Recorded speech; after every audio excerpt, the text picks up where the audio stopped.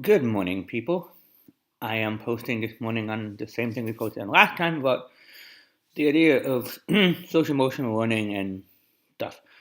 I'm sort of starting to write a book about it, and so I started to post a lot about it. One of the things I've been really looking at is in trauma and kids, and a lot of the kids that I work with don't talk. So touching them, they need that strong touch to know that you are safe to be with, and I've noticed that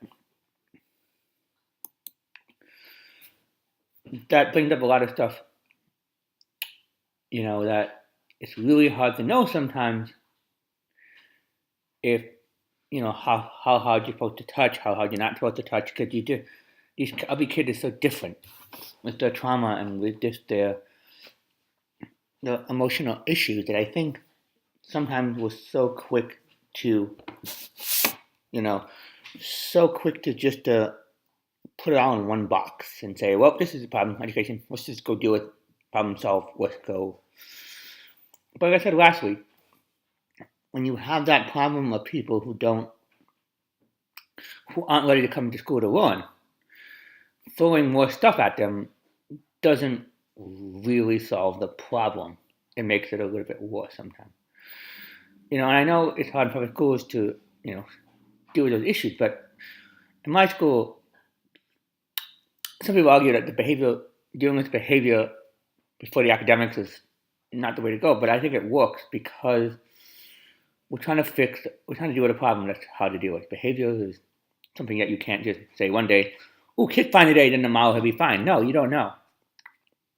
There's so many social and economic factors and so many things that go into that, like bullying and I work at a younger program in the afternoon, and it's already been bullying on the bus, and so bullying starts pretty early.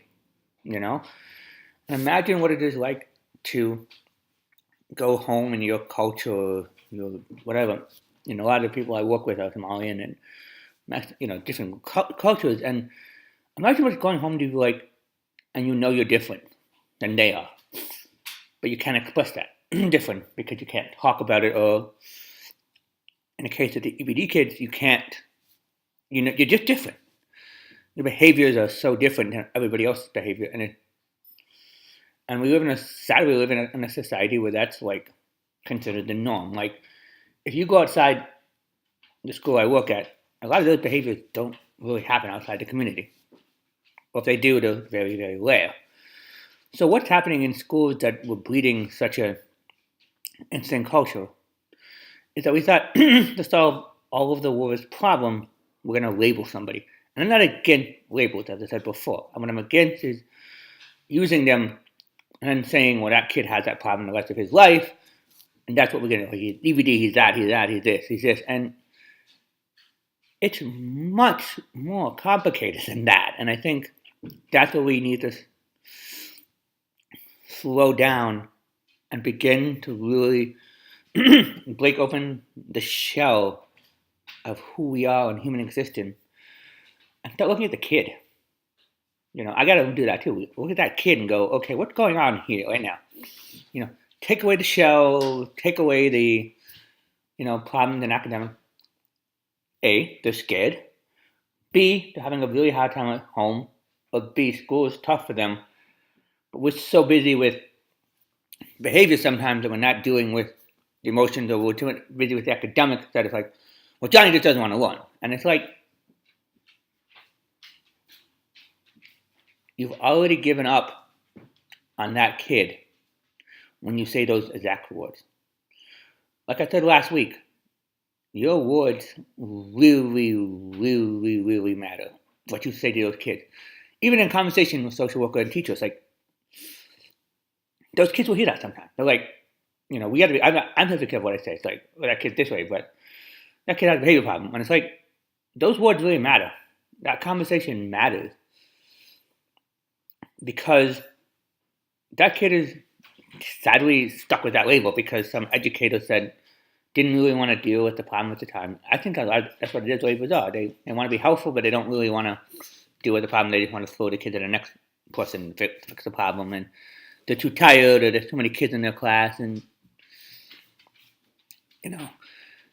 it's so true with the prison, the school to prison to, the streets of Minneapolis where I live, programs. And that's just sad.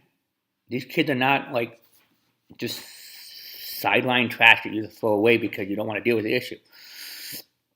Or, budgetary concern because it costs money. Mental health costs money. Healthcare costs money. But we live in such a society sometimes where I think we want to save all the money in the world, and that way we can really educate the children and really have the stuff. And what I've noticed about that is nothing.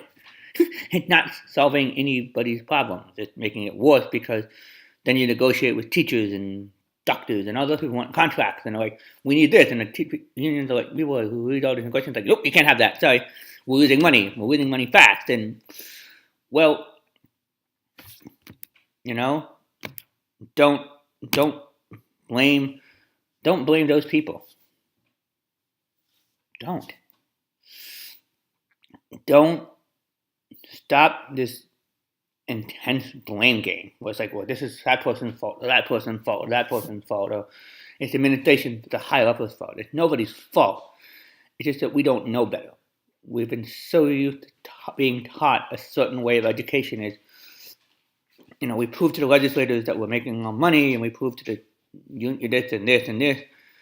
And if you go down to the bare necessities, and I think about this all the time, is when education first started, it was just a one woman or man in a schoolhouse teaching kids. They had no degree, and when we start putting degrees on things, we have to know these things, we have to be these things, we have to, have to follow these standards, which is great, but sometimes it's so warped that it's, I know great people could be great teachers, but they can't be because the system don't let them. There's rules, and I have a great teacher this year who's willing to teach and learn and tell his colleagues how to do the job. And some teachers just want to teach and they want to they have their ways and have their standards. And I think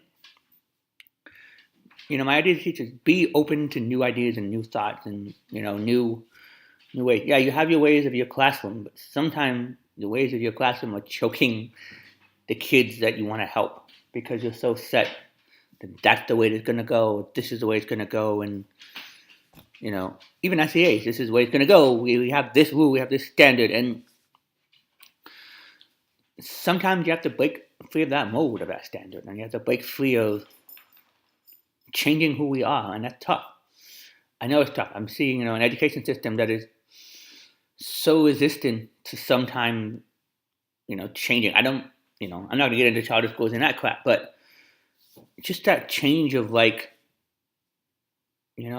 we know better than you, or you know better than us, and it's just the constant fight about I'm a parent, I know that, and it's just those are so old arguments. The goal should always be to put that kid first, and the petty argument and the petty discussion of how it's done, whatever, need to be second nature. And we really need to, sit down and have a dialogue about emotionals and, these kids, and because we're just traumatizing them again and again and again and again. Kids watch TV, They see the school board meeting, they see the kids fighting, they don't talk about it, but they know what's going on. Negotiations, whatever. It should be about the kids, and it's just all it should be about. It's not, the greatest contract in the world. Educators don't get paid a lot, but we love what we do every day. I work in a school where people love what we do. We come to work every day ready to work. Sometimes it's really stressful because we don't have the tools necessary to create what we want to create. I think that's the key to end this video, is that you need to give educators the tools, not just, this is academics, this is what you do, the tools to help these kids. Because if you don't, as a social service organization or the counties don't want to deal with the problem, we can't deal with it either if we don't have the tools. What you do is you just dump it on us and say, well, you guys fix the problem, and we'll go do what we're doing right now. And it's just, that's not helping. You're just dumping the kid in another system that's going to fail him. And that's what we're doing. We're just setting them up for false hope and failure. And I love our kids too much to do that. Talk later. Bye.